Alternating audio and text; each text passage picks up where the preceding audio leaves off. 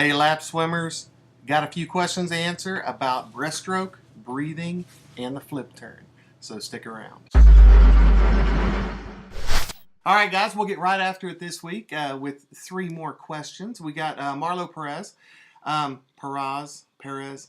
I'm not sure if I'm saying that right.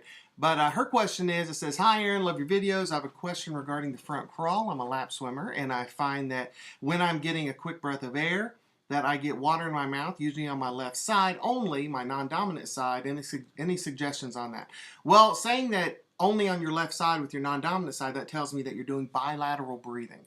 So with bilateral breathing, that's where, for those of you that don't know, that's when you take a breath on your left and your right side.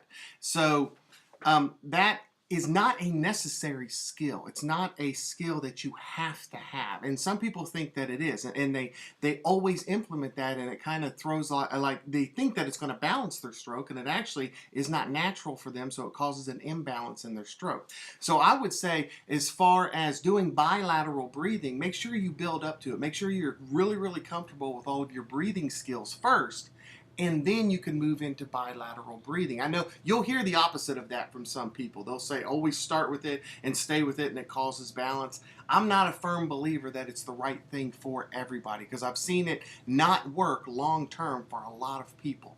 So I think it's something that if it's a skill that you want to have, if you like to have, then absolutely work towards that. But it's not a necessity. It shouldn't be a stumbling block for you as far as your progress. Okay, now about your question, make sure when you're breathing, make sure that you have those skills. I would take out bilateral breathing right now, and I would work on just your breathing skills. Breathing out in a smooth manner, in a smooth fashion when you're in the water. When your face goes down, notice I'm breathing out of my nose when my face is down. And then when I turn my head, taking a smooth breath in. Notice that I was breathing in through my mouth. You want to be in through your mouth and out through your nose when it goes down. And make sure that that's smooth. Once that becomes smooth, then you'll have the skills, and you'll be balanced with your lungs, because you want to be good to your lungs. You want to be really good to your lungs, but you don't want to be, unless it's a sprinting manner, you really don't want to be super explosive with your lungs while you're swimming. You want to have a smooth in and out, because explosive having those kind of actions with your lungs, it's going to exhaust your lungs and really hurt your endurance in the long run. So be careful about being explosive with your pattern. And also, when you're explosive, it's going to cause you to want to gasp for air when you turn your head. When you turn your head, if you feel yourself gasping for air, then you're being explosive with your breathing, and you need to calm everything down.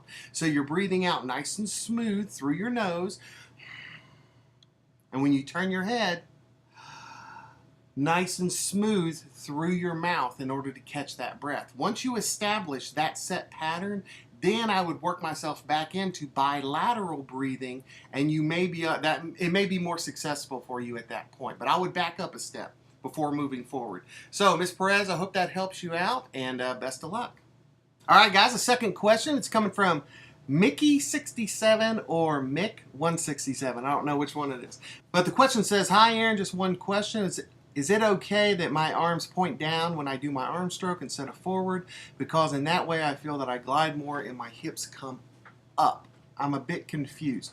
Okay, Mick167, let me try to help you out. This question is about breaststroke, and it's about the arm stroke. And this is something that you will find probably the greatest variances between strokes with swimmers are in the breaststroke. There's all different kinds. Now, the fundamentals are the same, but there's a lot of play that goes on with different types of breaststroke. You'll find some breaststrokers that stay real shallow, some of them go real deep, some of them are in between. There's a whole big area that is okay and acceptable, and you can be really fast at it, but usually these are lap swimmers that are just trying to become more efficient while they're swimming. So I'll approach it in that way.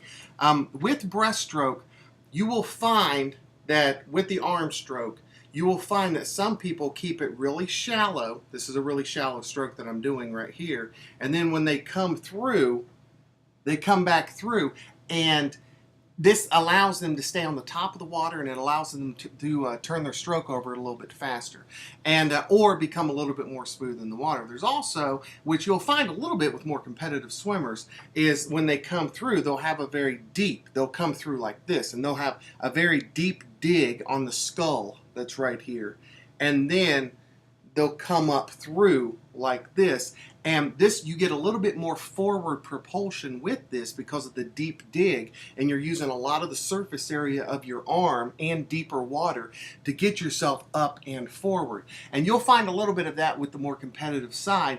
They'll have a deeper dig, which allows them to pop up a little higher, which the counter of that is that when you pop up a little higher, you usually go a little bit deeper with your stroke. Either one is fine. You'll find more lap swimmers staying more shallow, and there's world records set with both, so don't think one is better than the other. It's not true. You'll find shallow and deep, and people will break world records. So we're just talking about lap swimming right now, to where most lap swimmers probably feel more comfortable staying on the surface with a more shallow stroke, which allows them a more stable stroke, probably as far as remaining like in a floating position, staying on top and moving forward. It's probably the one that's most preferred. So I'll give you advice on that. No, it's not a big deal as far as which one you prefer as far as your arms, but staying more shallow usually has a more shallow arm stroke, and that's perfectly fine. And I hope that helps you out. All right, guys, and the last question is from Amin Nadaf, and he says, "Hi, Aaron. I would need your help in the 50 freestyle race. I keep flip turning too deep. How can I stop doing that?" All right, Amin, your focus is in the wrong area. If you're flip turning too deep, then that tells me that you're trying to swim your upper body through the flip turn. That's you've got your focus in the wrong area. I've got a couple videos on my channel that talk about this kind of thing, but your focus should not be on your upper body. Most swim coaches now go with the method of, on your last stroke, as you're coming in and you're coming into the wall, following that last stroke with your upper body. But the real focus is on the hips. The hips snap over the top. That's where you want your focus to be. So if you're focusing on your upper body and trying to get your upper body underneath, then that's going to send you to the bottom of the pool. That's going to send you to the bottom of the pool. It's really with your upper body, it's a tuck, but your hips are the focus, and your hips snap over the top. Once you change your focus from your upper body to your hips, then you'll be able to flip turn in even more shallow water than you're in now. That's how those 6'6", 6'8" swimmers are able to do flip turns in like 3.5 feet of water. It's because their focus is not on their upper body, because they would definitely hit the bottom of the pool. But their focus is not on their upper body, it's on their hips, and they snap those hips over the top. So, I hope that helps you out. Just change that focus from your head, from your upper body right here, to your hips, and just give it a few tries, and I hope that works. All right. All right, guys, the swimming term for today is long course and short course. This causes confusion with some people because they don't have exactly a firm grasp as to what it means, especially with lap swimmers. If you didn't do competitive swimming when you were younger, and you see that somewhere, then you may not exactly know what they're referring to. Short course refers to the common pool that most people are used to here in the United States. They will go to the Y, they will go to a rec center, they will go to even their community pool, like with their neighborhood, and it's usually a 25-yard pool is usually what you will run into. And that is the short course distance. And they use that even through the NCAAs. The NCAA championships are known as the fastest race in the world because it's the short course yards pool that they use. So those times are going to be even faster because they're in yards and not meters. Now, when you move into another season here in the United States and in all international swimming just about, you're going to run into long course. Long course refers to the 50-meter pool. And it is, if you want to think of it this way, when you go to the Y and you see the pool, people will say, oh, that's an Olympic-sized pool. That's not an Olympic-sized pool. An Olympic-sized pool is twice that long. It is not only is it meters, but it's also 50 meters instead of 25 yards, which is what the two common pool lengths. Now, you will run into some pools that are 25 meters, but not as common as 25 yards or the Olympic-sized pool, which is 50 meters long. And there are seasons for both here in the United States to where they either swim short course or they swim long course. So if you ever see that, that's what they're referring to. All right, guys, this week's swimming food is dried fruits. Have some dried fruits in your swim bag on the pool deck so you can grab those, refuel your cells, refuel your energy when you need to, and it's not something that's going to be heavy on your stomach and you know, it's hard to process while you're swimming. So you can have some dried fruits, any kind, just about any kind are great to have. So have some of those. No, this episode is not sponsored by any dried fruits, but have some in your pool bag and, you know, chomp away. All right, and this week's mini challenge is for you to find your balance in the water. Finding your balance in the water can be a little bit more tricky than what a lot of people think, because they think that all you do is you hold a lot of air in your lungs or you get a really fast kick going and then that causes you to be balanced in the water.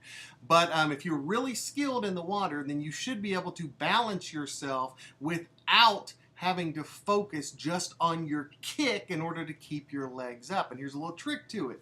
When you're on your stomach, then your chest right here, your sternum, your breastbone right here in the middle, take a breath, lay down in the water, and try pushing your chest down just a little bit in the water. You will feel the effect that that has on your hips and also on your legs, kind of bringing everything, because your legs are going to want to sink. They don't have, you know, balloons in them like your chest does with your lungs. So your legs are like dead weight, so they're going to want to sink. But if your hips come up, then your legs will come up partially as well. So push that chest bone down, and this is also good to do in freestyle, but I'm sure we'll talk about that in a later lesson. But push that chest bone down and watch your hips come up, and it'll also bring your legs up. And when you're on your stomach, that will help with your balance. So your balance will not be reliant upon a fast kick. With a little bit of a different position of pushing that chest bone down, then you will feel the rest of your body come into balance. It's kind of cool. So that's the challenge for this week, to see if you lap swimmers out there can find some good balance that's not reliant just on your kick. All right, guys, I'm going to try to get another one out next week, so ask questions. Please ask your questions, and I'll try to get on top of those as soon as I can.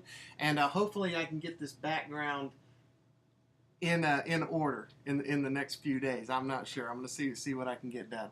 But I hope that helped you guys out, and as always, swim on.